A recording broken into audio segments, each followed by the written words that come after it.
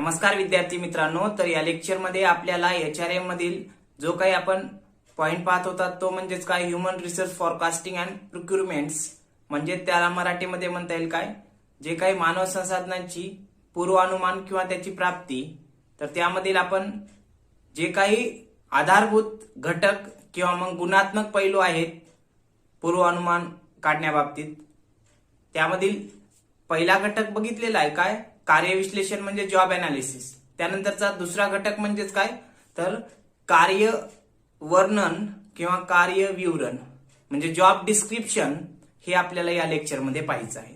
तर job description म्हणजे काय हो, तर जॉब डिस्क्रिप्शन म्हणजे दुसरं तिसरं काही नसून काय, कार्य विश्लेषणाद्वारे जे काही माहिती गोळा केलेली असते त्यांचं लिखित स्वरूपामध्ये तयार केलेलं स्टेटमेंट किंवा विवरण म्हणजे त्याला काय म्हणायचं,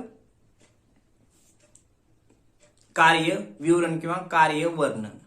कार्य वर्णन म्हणजे काय असते की जे काही कार्य विश्लेषणाच्या माध्यमातून व्यवसायात जे काही कार्य होतात त्याचं काय केलं जाणार आहे, कार्य विश्लेषणामध्ये माहिती गोळा केली जाणार आहे आणि माहिती गोळा केली म्हणजे माहितीचा अभ्यास केला जातो.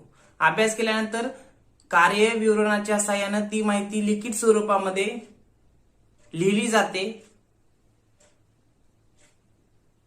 आणि त्या लिखित स्वरूपात लिहिलेली असल्यामुळे त्याचा वापर प्रत्यक्षपणे व्यवसायामध्ये करता येतो. म्हणजेच या ठिकाणी सांगता येईल की काय, कार्य विश्लेषणानंतर जे काही बाब केली जाते त्यालाच काय म्हणायचं, कार्य विवरण किंवा कार्याचं वर्णन केलं जाते. आणि हे कार्याचं वर्णन करते वेळेस एक स्टेटमेंट तयार केलं जाते ज्यामध्ये सर्व बाबींचा समावेश असतो. म्हणजेच जे काही कार्य असेल, कार्य कोण करणार आहे, त्याची ड्युटी काय असेल, त्याला ते कार्य करण्याची का गरज आहे किंवा मग लोकेशन काय आहे, टायटल काय आहे कामाचं, त्यासोबतच काय नेचर ऑफ जॉब काय आहे, इतर कामासोबत त्याचा संबंधित कर्मचाऱ्यांचं काय रिलेशन आहे म्हणजे इतर विभागासोबत, हे लक्षात. त्यासोबतच काय बऱ्याच बाबींचा काय लिखित स्वरूपामध्ये विचार केला जातो. आता हे कार्य वर्णन किंवा कार्य विवरण का तयार केलं जाते, काय गरज आहे कार्य वर्णन किंवा कार्य विवरण तयार करण्याची, तर व्यवसायामध्ये बरेच कार्य असतात, म्हणजे काही कार्य असतात आणि त्या कार्यासाठी काही उपकार्य सुद्धा असतात.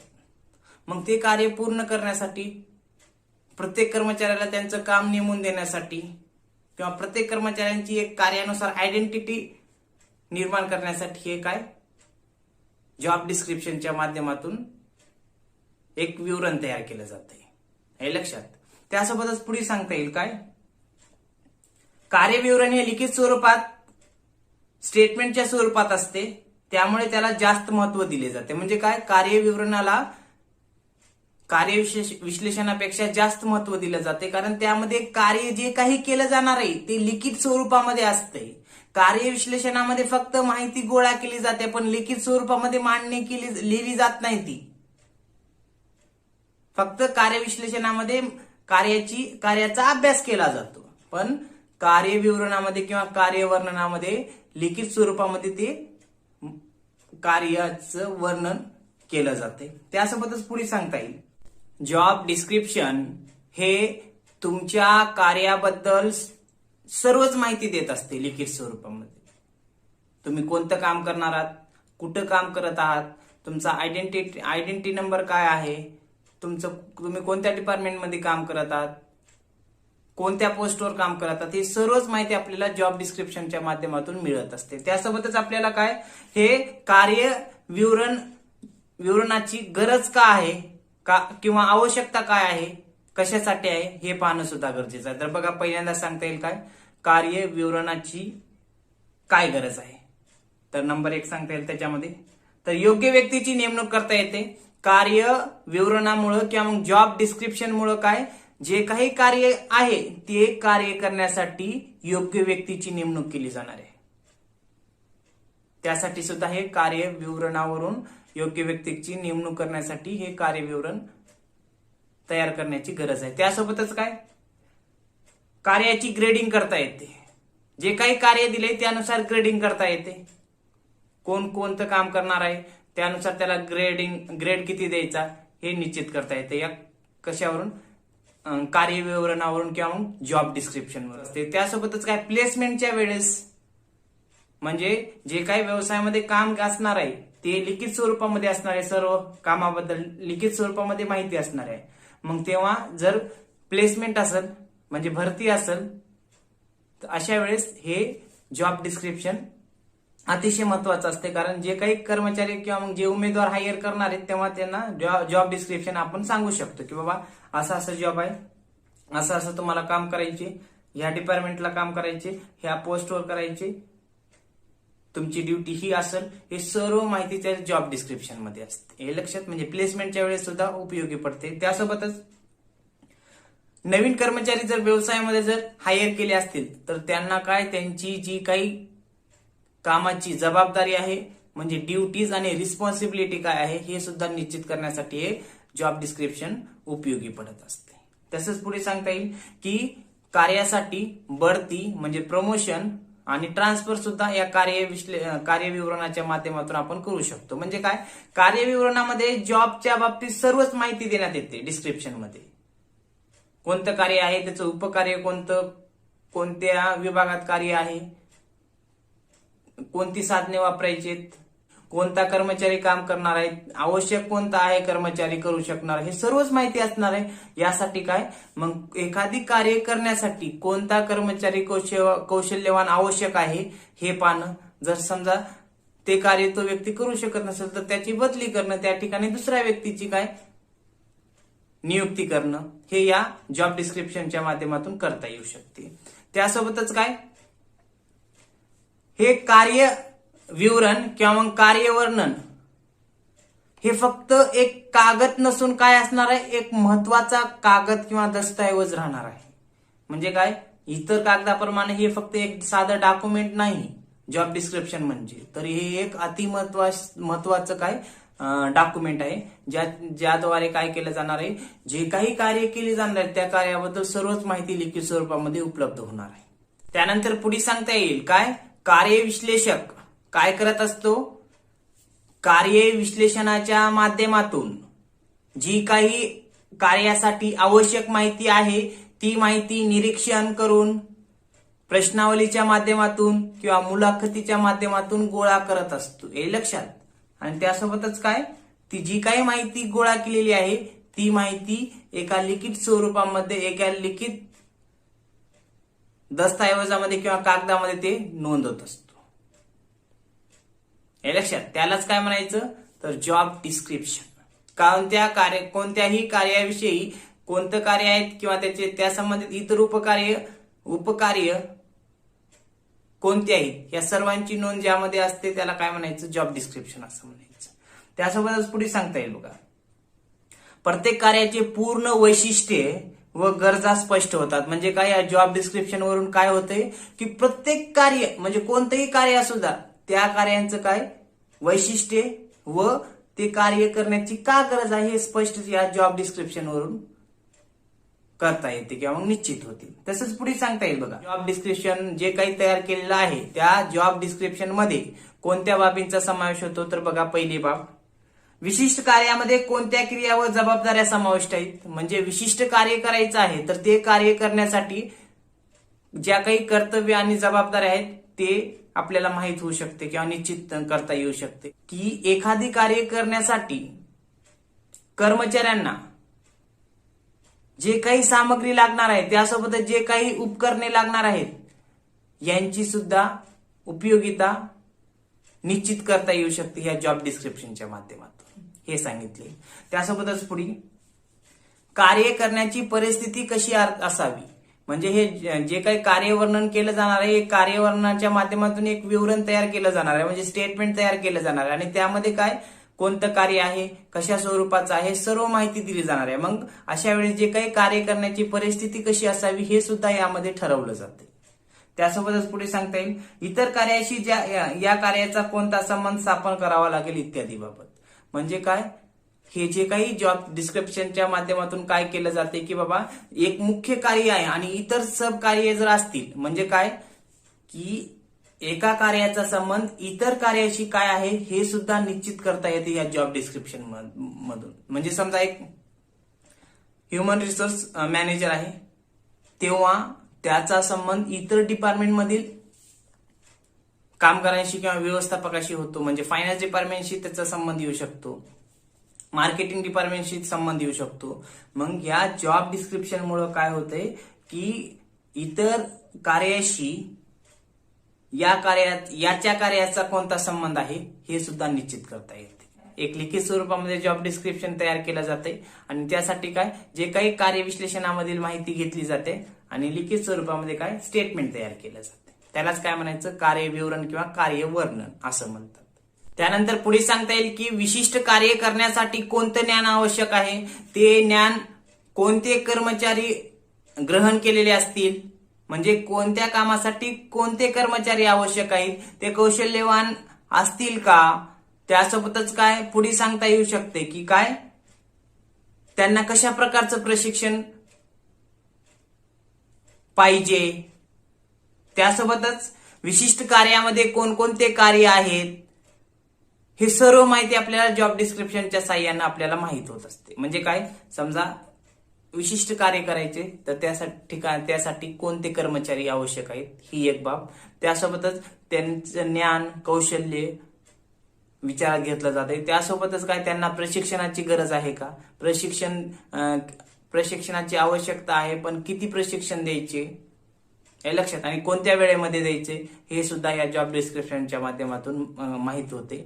त्यासोबतच पुढे सांगता येईल काय कोणतेही कार्य कर्मचाऱ्याकडून करून घेण्यासाठी व कामाची परिस्थिती आणि इतर कार्यांचा संबंध काय आहे या बाबतीत लिखित स्वरूपामध्ये जे काही कार्याचं विवरण तयार केलं जाते त्यालाच काय म्हणायचं कार्य विवरण किंवा कार्य वर्णन असं म्हणायचं. हे लक्षात. यानंतर आपल्याला बघा कार्य विवरणाच्या किंवा कार्यवर्णनाच्या काही व्याख्या सांगता येतील. तर वेगवेगळ्या तज्ञांनी वेगवेगळ्या व्याख्या केलेल्या आहेत. तर त्या काही तज्ञांनी ज्या काही व्याख्या केलेल्या आहेत त्या व्याख्या थोडक्यात सांगता येतील. तर पहिली व्याख्या बघा फिलिपो यांच्या मते हे जे काही कार्य विश्लेषण केलं जाते जॉब अनालिसिस केले जाते. जॉब अनालिसिस मध्ये काय केलं जाते जे काही कार्यासंबंधी माहिती गोळा केली जाते त्याचा अभ्यास केला जातो आणि त्याच्या साहाय्यानं त्या माहितीचा आधार घेऊन काय केलं जाते की हे विवरण तयार करण्यात येते आणि त्यामध्ये काय करण्यात येते की एखादी कार्य दुसऱ्या कार्याशी कशा पद्धतीनं संबंधित आहे याचं सुद्धा काय प्रस्तुतीकरण केलं जाते. त्यालाच काय म्हणायचं की कार्य विवरण किंवा कार्य वर्णन. दुसरी व्याख्या बघा मिक्रस आणि वार्स यांच्या मते. ही व्याख्या काय म्हणते बघा कार्य विवरण हे विशिष्ट प्रकारचे विवरण असून कार्य विवरण हे विशिष्ट प्रकारचे विवरण असून कार्य व कार्य परिस्थितीमध्ये असणाऱ्या विभिन्न कर्तव्य जबाबदाऱ्या आणि संघटनात्मक संबंधाचे लिखित सारांश आहे जे कार्यविभाजन आणि जबाबदारीच्या व्याख्या करून कार्याचे वेगळेपण स्पष्ट केले जाते. ही व्याख्या सांगते. म्हणजे या ठिकाणी सांगता येऊ शकते काय मिक्रस आणि वॉर्स यांच्या मते व्याख्या केलेली आहे. त्या व्याख्येमध्ये हे काय म्हणतात की कार्यविवरण हे एक प्रकारचं कार्य आहे आणि त्यासोबतच कार्यासंबंधित जे काही कर्तव्य आणि जबाबदारी आहेत यांचं लिखित स्वरूपामध्ये सारांश असून त्यासोबतच जे कार्यविभाजन आणि जबाबदारीच्या व्याख्या करून कार्याचे वेगळेपण स्पष्ट करते अशी व्याख्या यांनी केलेली आहे. त्यासोबतच पुढे सांगता येईल आणखीन एक व्याख्या वॉटसन यांच्या मते. वॉटसन काय म्हणतात बघा कार्यवर्णन कार्यविश्लेषणातून मिळालेली माहितीचे एक लिखित विवरण आहे. म्हणजेच हे वॉटसन काय म्हणतात कार्य विवरण म्हणजे कार्य विश्लेषणातून जी काही माहिती मिळालेली असते त्याचे लिखित स्वरूपात विवरण असते. विवरण म्हणजेच काय कार्य वर्णन किंवा कार्य विवरण, त्यालाच म्हणता येईल जॉब डिस्क्रिप्शन, असं हे वॉटसन म्हणतात. अशा पद्धतीने ही एक व्याख्या करता येते. आता व्याख्या झाल्यानंतर आपल्याला कार्यविवरणाचे काही वैशिष्ट्ये सांगता येतील. आता कार्यविवरणाचे कोणती वैशिष्ट्ये आहेत तर बघा, वैशिष्ट्य नंबर 1, कार्याचे लिखित विवरण. हे पहिलं वैशिष्ट्य सांगता येईल कार्यविवरणाचं किंवा जॉब डिस्क्रिप्शनचं. काय की बाबा, कार्यविवरण केल्यामुळं म्हणजे कार्यविवरणामध्ये काय केलं जाणार आहे, एक कार्यविश्लेषणामधून जी काही माहिती मिळालेली असते त्याचं लिखित स्वरूपामध्ये एक स्टेटमेंट तयार केलं जाते, हे लक्षात. आणि त्यामध्ये पूर्ण बाबी नमूद केल्या जातात. कार्यासंबंधित किंवा जे काही जॉब आहे त्या जॉब संबंधित सर्वच बाबी नमूद केल्या जातात. म्हणजे जॉबचं टायटल काय असेल, त्यासोबतच काय जॉबचं लोकेशन काय असेल, जॉबची समरी काय असेल, त्यासोबतच काय ड्युटीज काय असेल, नेचर काय असेल, रिलेशन काय असेल इतर डिपार्टमेंट सोबत, हे लक्षात. त्यासोबतच इन्व्हायरमेंट कशा स्वरूपाचं असलं पाहिजे, हे सर्वच बाबी त्या जॉब डिस्क्रिप्शन मध्ये येतात. म्हणून काय सांगितलंय की कार्याचे लिखित विवरण, कार्य विवरण हे कार्याचे लिखित विवरण असते. हा एक पहिलं वैशिष्ट्य सांगता येईल. दुसरं वैशिष्ट्य बघा, कार्य सारांश.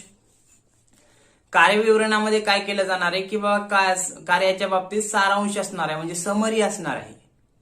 आणि ती कशी असणार आहे, लिखित स्वरूपामध्ये असणार आहे.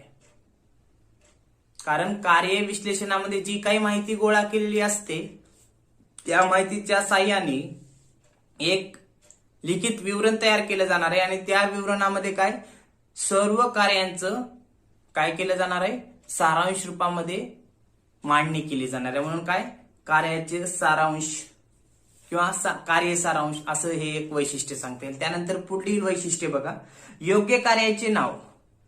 म्हणजे जे काही जॉब डिस्क्रिप्शन तयार केलं जाणार आहे याचं पुढील वैशिष्ट्य सांगता येईल काय, योग्य कार्याचे नाव. म्हणजे या जॉब डिस्क्रिप्शनच्या माध्यमातून एक टायटल दिलं जाते. जे काही जॉब आहे, जॉब डिस्क्रिप्शन आहे म्हणजे हे कार्यासंबंधित आहे. मग कार्य कोणतं असणार आहे, कार्याचं नाव. ते कार्य इतर कार्यांशी संबंधित असेल तर त्यात तिथं सबटायटल सुद्धा असते.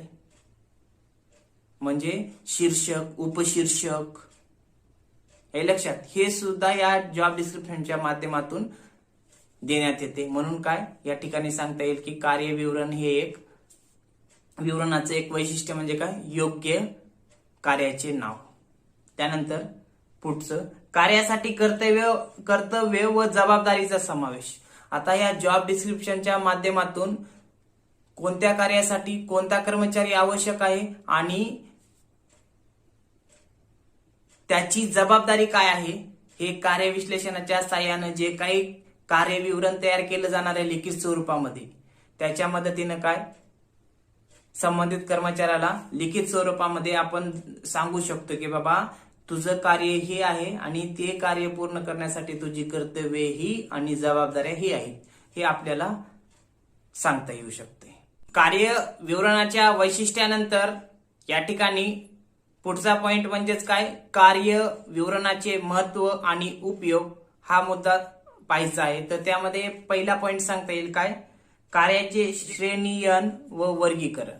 म्हणजेच पहिला पॉइंट सांगता येईल की कार्याचे श्रेणीयन व वर्गीकरण.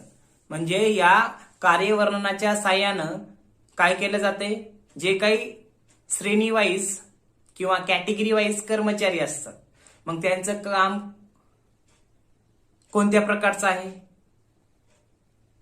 कोणत्या डिपार्टमेंटमध्ये आहे, त्यासोबतच काय त्याचं वर्गीकरण म्हणजे कर्मचाऱ्यांचं वर्गीकरण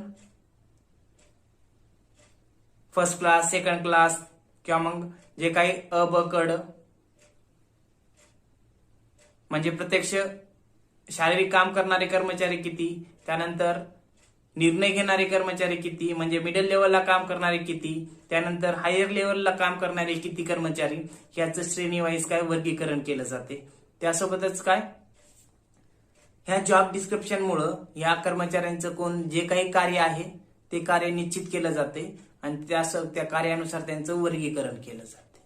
यासाठी कार्यवर्णन अतिशय महत्वाचं आहे. म्हणून हे एक महत्व आणि उपयोग सांगता येईल. त्यानंतर दुसरा पॉइंट, बढती व बदली धोरण. आता या कार्यविवरणाच्या माध्यमातून आपल्याला निश्चित एक बाब माहित होते की बाबा जे काही कार्य आहे ते कार्य करण्यासाठी कोणता कर्मचारी आवश्यक आहे किंवा कोणत्या कर्मचाऱ्याने ते कौशल्य धारण केलेलं आहे हे लक्षात. आणि त्यासोबतच जर संबंधित कर्मचाऱ्यांना ते कौशल्य धारण केलेलं नसेल तर त्याची बदली केली जाते दुसऱ्या ठिकाणी आणि तिथं आवश्यक कर्मचाऱ्यांची नियुक्ती करून ते काम करून घेतलं जाते. त्यासोबतच पुढे कर्मचाऱ्यांना शास्त्रीय व प्रभावी मार्गदर्शन. आता या जॉब डिस्क्रिप्शन मध्ये सर्व माहिती लिखित स्वरूपामध्ये मिळणार आहे. काम म्हणजे जॉब संबंधित किंवा मग कामासंबंधित कोणतं काम, कोणत्या विभागात, त्यासाठी कोणती साधन सामग्री किंवा कोणते उपकरणे, त्यासोबतच जबाबदारी, कर्तव्य, त्यासोबतच कार्याशी संबंधित इतर कार्यांशी काय संबंध आहे हे लक्षात. हे सर्व बाबींचा विचार केला जाणार आहे. म्हणून हे एक महत्व सांगता येईल की कर्मचाऱ्यांना शास्त्रीय व प्रभावी मार्गदर्शन म्हणजे या जॉब डिस्क्रिप्शनच्या साहाय्यानं काय केलं जाऊ शकते की लिखित स्वरूपामध्ये असते आणि हे कर्मचाऱ्यांना त्यांना मार्गदर्शन किंवा वेळोवेळी त्यांना गायडन्स करण्यासाठी सुद्धा उपयोगी ठरत असते. म्हणून हे एक महत्व किंवा उपयोग सांगता येऊ शकते. त्यानंतर पुढला पॉइंट दुर्घटनांची चौकशी म्हणजे काय. या जॉब डिस्क्रिप्शनच्या माध्यमातून काय केलं जाते की व्यवसायामध्ये ज्या काही दुर्घटना होतात, कारण जॉब डिस्क्रिप्शन मध्ये कोणतं काम आहे, केव्हा केलं जाणार आहे, त्यासाठी कोणती साधन सामग्री, कोणते उपकरणे लागणार आहेत हे सर्वच असते. म्हणून एखादी समजा अनावधानानं किंवा मग एखादी दुर्घटना घडली, मग तेव्हा कोणता कर्मचारी होता, कोणतं कार्य होतं, कोणत्या कार्यासंबंधित ती दुर्घटना होती, त्याचं कारण काय आहे, हे सर्व या जॉब डिस्क्रिप्शनच्या माध्यमातून फाइंड आउट करता येते किंवा शोधता येते. म्हणून दुर्घटनाची चौकशी या कार्यवर्णनाच्या माध्यमातून करता येऊ शकते. हे एक सांगता येईल महत्व किंवा उपयोग. त्यानंतर पुढचा पॉइंट सांगता येईल कर्मचारी व अधिकाऱ्यांची जबाबदारी किंवा अधिकार निश्चिती. आता या जॉब वर्णन केल्यामुळं कामाच्या बाबतीत किंवा मग जे काही कार्य आहे त्या कार्याबाबतीत सर्वच माहिती लिखित स्वरूपात असणार आहे ना. मग अशा वेळेस कर्मचारी व अधिकारी जे काय आहेत त्यांचं अधिकार व जबाबदारी निश्चिती म्हणजे या जॉब डिस्क्रिप्शनच्या माध्यमातून संबंधित कर्मचारी किंवा अधिकाऱ्यांना सांगता येऊ शकते की बाबा तुमचं कार्य हे आहे, तुम्हाला विशिष्ट कार्य करायचे, विशिष्ट विभागामध्ये आहे, हे तुमचं कार्य आणि हे तुमची कर्तव्य आहेत. हे त्यांना या कार्य विवरणाच्या माध्यमातून किंवा या जॉब डिस्क्रिप्शनच्या माध्यमातून त्यांना सांगता येतात आणि त्यांच्याकडून ती कामं करून घेता येतात. म्हणजेच कर्मचारी आणि अधिकारी यांचे जबाबदारी किंवा अधिकार निश्चिती करता येते. हे एक सांगता येऊ शकते. त्यानंतर पुढचा पॉइंट कार्य निष्पादनास उपयुक्त म्हणजे जे काही कार्य व्यवसायामध्ये केलं जाणार आहे ते कार्य निष्पादनास उपयुक्त म्हणजे पूर्ण करण्यासाठी उपयुक्त आहे. म्हणजे विशिष्ट कार्य आहे ते लिखित स्वरूपामध्ये असते. ते लिखित स्वरूपामध्ये असल्यामुळे संबंधित कोणते कर्मचारी आहेत ते कर्मचाऱ्यांची तिथं नेमणूक करणं, त्या कर्मचाऱ्यांनी त्यांची कर्तव्य जबाबदाऱ्या सांगणं आणि त्यांच्याकडून ते कार्य यशस्वीपणे निष्पादनास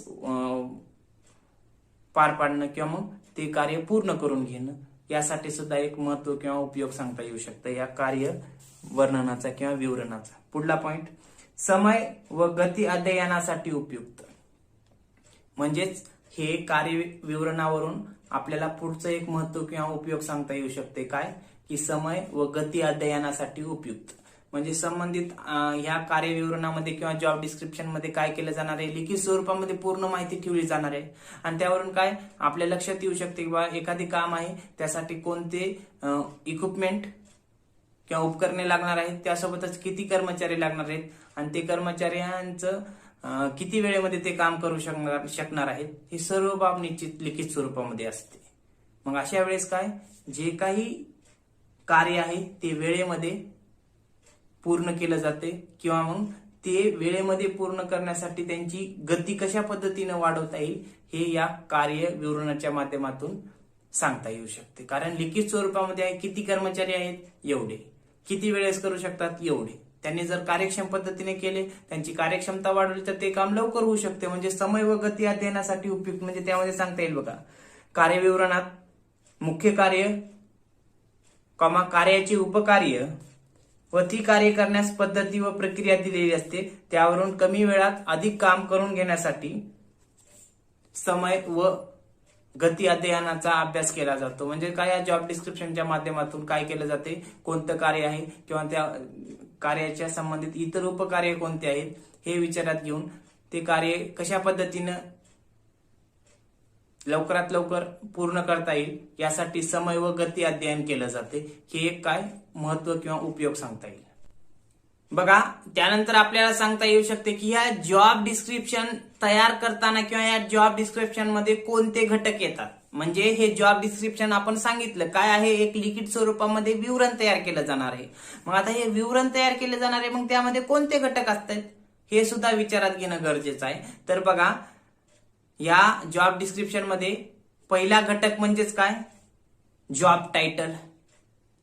पहिला घटक काय असतो, जॉब टायटल. म्हणजे काय, जे काही कार्य केलं जाणार आहे त्या कार्याचं शीर्षक असते, त्यासोबतच कोड, त्या संबंधित कार्यासंबंधित कोड दिलेला असतो. तो कोड एक असतो त्या शीर्षकासोबतच.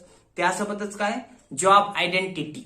म्हणजे संबंधित कोणतं कार्य आहे या संबंधित काय, जॉब आयडेंटिटी सुद्धा असते. पहिला घटक सांगता येईल काय, जॉब टायटल. म्हणजेच कार्याचे शीर्षक, त्यामध्ये सांगता येईल त्या कार्याच्या शीर्षकासोबत उपशीर्षक असेल ते पण असते. मग एक कोड असू शकतो, प्रत्येक कार्याला कोड दिलेला असतो विभागानुसार. मग ते कोणत्या विभागातला आहे त्यासाठी कोड असू शकतो, तो कोड. आणि त्यासोबतच काय, जॉब आयडेंटिटी. म्हणजे ते कामाची काम स्पष्ट कशा पद्धतीने होईल त्यासाठी जॉब आयडेंटिटी दिला जातो, हे लक्षात. ते एक. त्यानंतर जॉब लोकेशन, दुसरा घटक सांगता येईल या जॉब डिस्क्रिप्शन मधला. जॉब लोकेशन म्हणजे काय, की कोणतं काम आहे, कोणत्या डिपार्टमेंट मधलं आहे किंवा कोणत्या ठिकाणी ते काम असेल. म्हणजे समजा महाराष्ट्रात आहे का, दिल्ली आहे, मुंबई आहे, किंवा मग त्यासोबतच त्या महाराष्ट्रातला आहे समजा, ठीक आहे. महाराष्ट्रामध्ये समजा हे महाराष्ट्र ठिकाण झालं, लोकेशन झालं. त्यामध्ये मग आता महाराष्ट्रामध्ये कोणता व्यवसाय, त्या व्यवसायामध्ये कोणतं डिपार्टमेंट आहे हे सुद्धा या जॉब लोकेशन मध्ये दिलं जातं. त्यानंतर तिसरा घटक कोणता, जॉब समरी. जॉब समरी म्हणजे जे काही कार्य केलं जाणार आहे त्या म्हणजे जे काही कार्य आहे त्या कार्याबाबतीत थोडक्यात समरी टाईप माहिती असते. त्यानंतर पुढचं पॉइंट सांगता येईल या घटक मधील, duties to be perform. Duties to be perform म्हणजे कोणते कार्य करायचं आहे, त्यासाठी जबाबदारी किंवा मग कर्तव्य काय आहेत ह्याची सुद्धा माहिती त्या जॉब डिस्क्रिप्शन मध्ये दिलेली असते. हा एक घटक सांगता येईल. त्यानंतर पुढचा घटक, मशीन किंवा टूल्स. आता कार्य विवरणामध्ये किंवा जॉब डिस्क्रिप्शन मध्ये पुढला घटक, मशीन किंवा टूल्स. कोणते उपकरणे, कोणते साधने, कोणते इक्विपमेंट वापरण्यात येणार आहेत हे सुद्धा त्या जॉब डिस्क्रिप्शन मध्ये नमूद असते. म्हणून हा एक घटक सांगता येऊ शकते. त्यानंतर पुढला point, relation to other job. म्हणजे त्यामध्ये त्या ठिकाणी यामध्ये सांगता येऊ शकते काय, की रिलेशन टू अदर जॉब म्हणजे दुसऱ्या जॉब सोबत काय संबंध आहे, म्हणजेच कार्य कोणते करायचे आहे हे सुद्धा निश्चित असते. म्हणजे काय, समजा HR आहे, ऍज अ HR म्हणून काम करायचे समजा कर्मचाऱ्यांचं, काय एक टीम लीडर म्हणून HRचं काम आहे. त्यासोबतच काय, त्याचा संबंध इतर डिपार्टमेंट सोबत येतो ना, फायनान्स असेल, मार्केटिंग असेल. मग अशा वेळेस त्या संबंधित त्याचं कार्य काय आहे, टीम लीडर म्हणून प्रत्येक त्या मानव संसाधनाचं किंवा कर्मचाऱ्यांचं हे करणं, त्यांच्याकडून कार्य करून घेणं, हे झालं. पण त्याचा इतर डिपार्टमेंट मधील कर्मचाऱ्यांशी किंवा विभागाशी संबंध येतो. मग अशा वेळेस त्याला काही कार्य करावी लागतात का, मग त्यांचं रिलेशन काय आहे इतर कार्यासंबंधित त्याचं, हे सुद्धा निश्चित केलं जाते. म्हणजे काय, एकाच वेळेस जर अनेक काम करावे लागत असेल तर मग ते काम स्पष्टपणे नमूद केलं जाते या जॉब डिस्क्रिप्शन मध्ये. त्यानंतर पुढला पॉइंट, नेचर ऑफ सुपरविजन.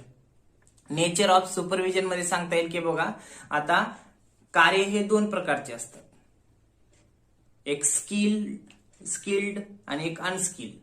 हे लक्षात. म्हणजेच काय, काही जॉब हे काही कार्य स्किल्ड असतात, काही कार्य अनस्किल्ड असतात. म्हणजेच यामध्ये सांगता येऊ शकते काय, काही कामं हे काय शारीरिक दृष्ट्या केल्या जातात, काही कामं हे बौद्धिक दृष्ट्या केल्या जातात. हे लक्षात. मग त्यावेळेस काय केलं जाते की नेचर ऑफ सुपरविजन, म्हणजे तुमचं कार्यानुसार तुम्हाला सुपरविजन करायचं आहे का नाही हे निश्चित केलं जाते. काही कार्यासाठी सुपरविजन केलं जाते, काही कार्यासाठी सुपरविजन केलं जात नाही. म्हणजे जर समजा वर्कर जर असतील तर त्यांचं कुणीतरी सुपरवायझर असतो आणि तो सुपरविजन करत असतो. पण समजा हायर लेवलला जे काही कर्मचारी किंवा जे काही व्यवस्थापक काम करत असते त्यांचं मग काय सुपरविजन होत नाही. म्हणजे सुपरविजर नसतो किंवा त्यांचे जे काही कार्य केले ते त्यांचं काय निरीक्षण करणारा व्यक्ती नसतो. हे लक्षात. हे सांगता येऊ शकते. म्हणजेच काय, नेचर ऑफ सुपरविजन सुद्धा या जॉब डिस्क्रिप्शन मध्ये नमूद असते. त्यामध्ये सांगता येईल बघा, हाय लेवलला सुपरविजन नसते तर लोअर लेवलला सुपरविजन असते. हे एक पॉइंट सांगते. म्हणजे या जॉब डिस्क्रिप्शन मध्ये नमूद असणार आहे की निरीक्षण, जे काही नेचर ऑफ निरीक्षण आहे, म्हणजे जॉबचं काय कोणतं कार्य आहे, कोणत्या ठिकाणी केलं जाणार आहे, मग त्यांचं परीक्षण केलं जाणार आहे का, निरीक्षण केलं जाणार आहे का, हे सुद्धा निश्चित केलं जाते. हे लक्षात. त्यासोबत पुढे सांगता येईल वर्किंग एन्व्हायरमेंट.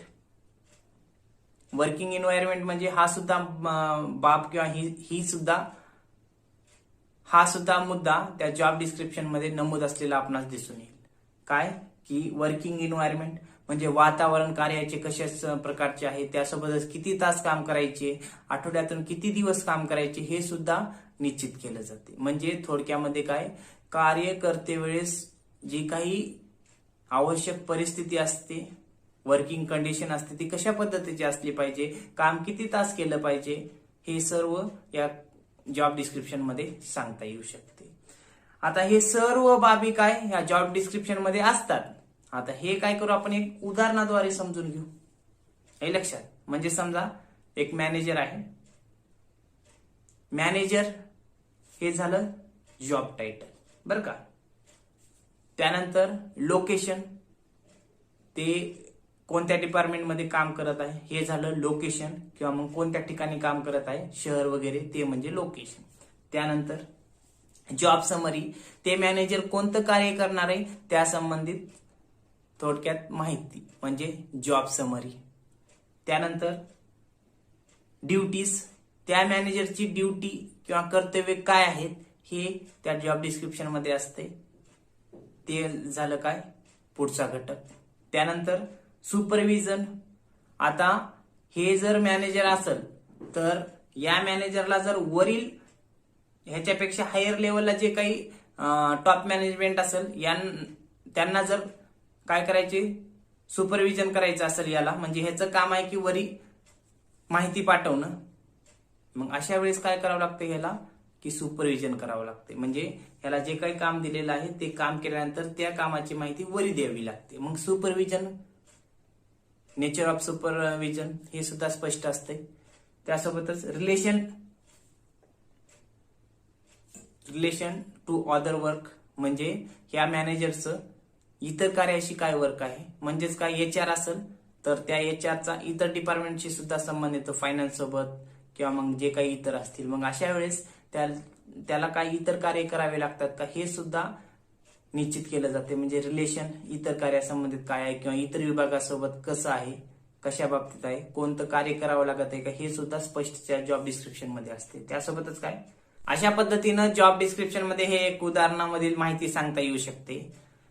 तर थोडक्यात जॉब डिस्क्रिप्शन म्हणजे दुसरं तिसरं काही नसून जॉब अनालिसिसद्वारे किंवा मग कार्य विश्लेषणाद्वारे जी काही माहिती गोळा केलेली असते त्या माहिती किंवा त्या माहितीच्या आधारे एक विवरण तयार केलं जाते किंवा एक स्टेटमेंट तयार केलं जाते. आणि त्यामध्ये काय कार्यासंबंधित किंवा जॉब संबंधित किंवा इतर कार्यासंबंधित सर्वच माहिती लिखित स्वरूपामध्ये दिली जाते. त्याला जॉब डिस्क्रिप्शन असं म्हणतात.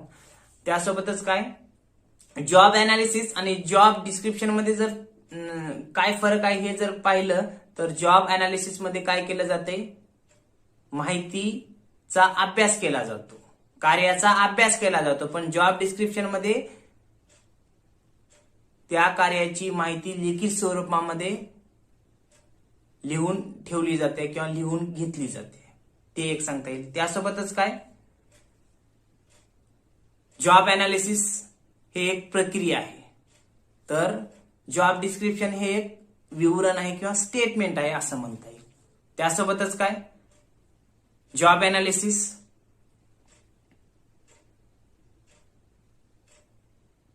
हे अगोदर असते आणि जॉब अनालिसिस नंतर जॉब डिस्क्रिप्शन असते, कारण हे जॉब डिस्क्रिप्शन जॉब अनालिसिसवर आधारलेलं असते, या ठिकाणी सांगता येऊ शकते. तर अशा पद्धतीने या ठिकाणी जॉब डिस्क्रिप्शन या forecasting of human resource and procurements म्हणजेच काय, मानव संसाधनाचं पूर्वानुमान आणि त्यांची प्राप्ती बाबतीत हा एक आधारभूत घटक किंवा गुणात्मक पैलू म्हणून सांगता येईल. ओके.